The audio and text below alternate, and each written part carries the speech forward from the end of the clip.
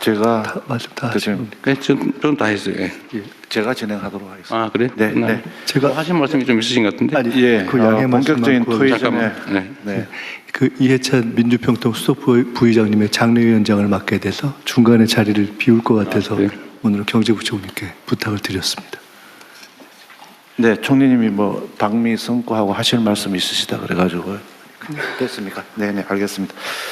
그러면 현안 토의를 진행하겠습니다. 먼저 기본사회 추진 체계 및 추진 방향에 대해 행정안전부 장관께서 발제해 주시기 바랍니다. 요걸 가장 마지막에 하면 어떨까 싶은데 이게 제일 긴 내용이죠. 네, 알겠습니다. 네, 그걸 좀 맨 뒤로 빼고. 네. 네, 그러면 다음 순으로 다시. 다음은 특사경 도입 확대 논의에 대해 법무부 장관께서 발제해 주시기 바랍니다. 예, 법무장관입니다. 특사경제도는 전문 행정 영역에 종사하는 공무원 등에게 법률로 정한 특정 범죄에 대한 수사권을 부하여 전문성 수사에 활용하고 일반 경찰이 접근이 어려운 분야 효율성을 제고하기 위해 도입한 제도입니다. 현재 중앙에 한 14,000명, 지방에 6,000명 이상 활동하고 있습니다. 특사경제도의 특징은 강제 수사를 비롯 국민의 기본권을 제한하는 수사 업무의 성격상. 잠깐만, 장관님. 그렇게 빨리 얘기하시면 못 알아들어요. 네.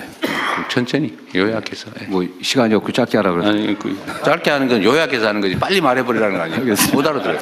네.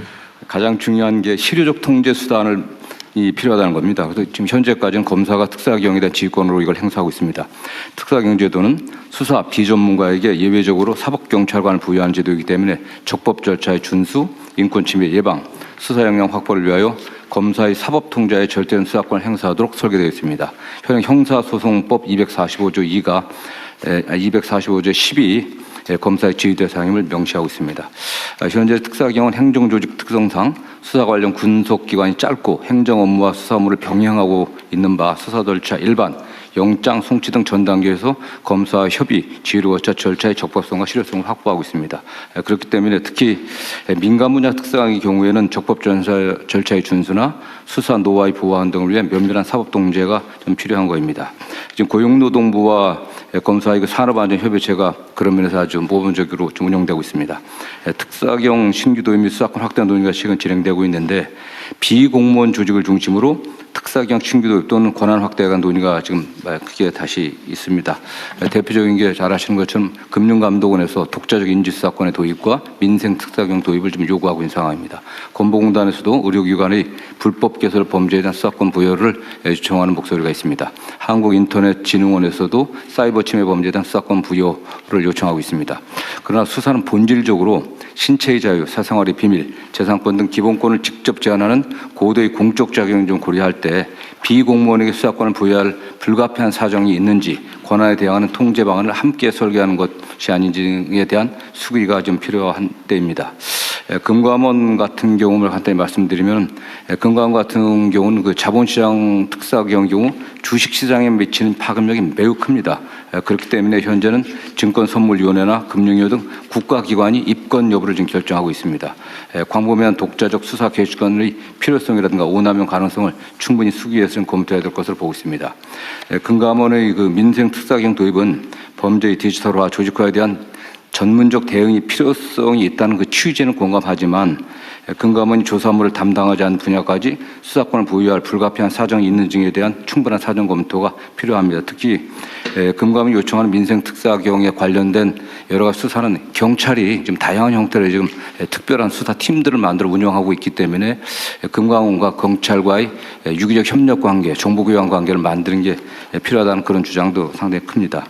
건보공단 및 한국인터넷진흥원 특사경 문제는 건보공단이 보유한 데이터 및 조사 경험 또는 키사이기 사이버 침해 사고 대응 역량 등 전문 분야 수사의 실효성을 고려할 때 원칙적으로 입법 정책으로 결정할 사항입니다.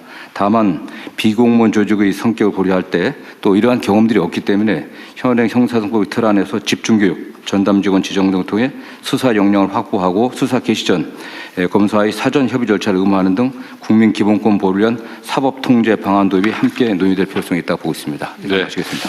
또 진행 제가 할게요. 이게 제가 이거 빨리 안건을 좀 준비하자고 한 취지는 하여튼 몇 개의 쟁점들에 대해서 이견들이 있기 때문에 오늘 그걸 좀 조정을 좀 할까 싶습니다. 어쨌든 특별사법경찰관은 기본적으로는 이제 공무원들, 수사 공무원이 아닌 경찰 검사가 아닌 일반 행정 공무원들에게 이제 당의 직무, 본인들이 취급하는 사무에 대해서 필요한 수사를 할 수 있게 예외적으로 허용을 하고 있는 거죠.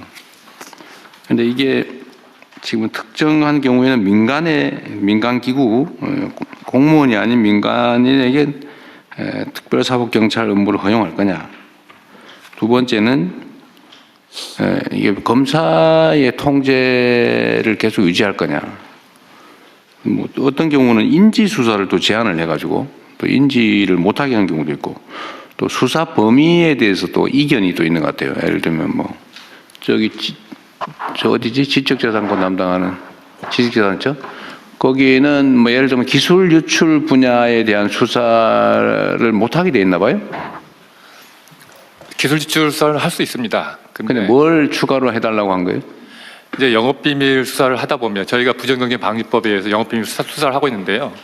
하다 보면 그 국외 유출로 되면 산업기술보호법에 적용을 받습니다. 근데 현재는 저희가 부정경쟁 방지법만 국한이 되기 때문에 그 경우에는 이제 추가적인 수사가 필요한 상황입니다. 그래서 산업기술보호법 위반에 대한 수사권도 연관된 부분이니까 허용을 좀 하다 보면 불가피하게 연관이 되는데 그 산업기술보호법은 산업부 소관입니다. 산업부 소관이니까. 네, 그러다 보니까 이제 부처 간에 약간 산업부 그러면 어디 산업부는 어디 있어요? 산업부는 그러면 저 산업기술보호법 위반 부분에 대한 특사경이 있어요? 없습니다. 없어요. 그럼 결국 못 하는 거네. 네, 그래서 근데 그거는 어쨌든 지식재산권은 특허 뭐 이런 것만 취급을 하니까 일반 영업비밀 보호는 원래는 대상이 아닐 수도 아닙니다. 있겠네. 그런데 지금은 영업비밀 보호 침해도 지금 조사 대상 권한으로 돼 있다 이거예요? 기본적으로 지식재산처가 특허와 영업비밀 전반을 원래 수사하고 영업비밀까지 포함되고 있습니다. 부정경쟁 방지법 따로 있습니다. 근데 산업기술보호법 위반을 빼는 거는 좀 이상하긴 하네요. 네, 그래서 이제 굳이 본질적으로 그럴 필요 없잖아요, 그죠? 본질적으로 연결되어 있는데 네, 어쨌든 그런 문제를 좀 논의를 하자는 겁니다. 그럼 하나씩 해볼게요. 그러니까 다른 부처들도 특사경이 필요하다고 판단되는 부분이 있으면 얘기를 좀 해보기로 해요, 오늘. 우선은 지금 수사 기소 분리 논란이 있는데 지금 특사경에 대해서 지휘권을 검사에게 이 특사경은 남겨놔야 되는 거 아니냐라고 하는 주장도 있고 이걸 왜 예외로 하냐.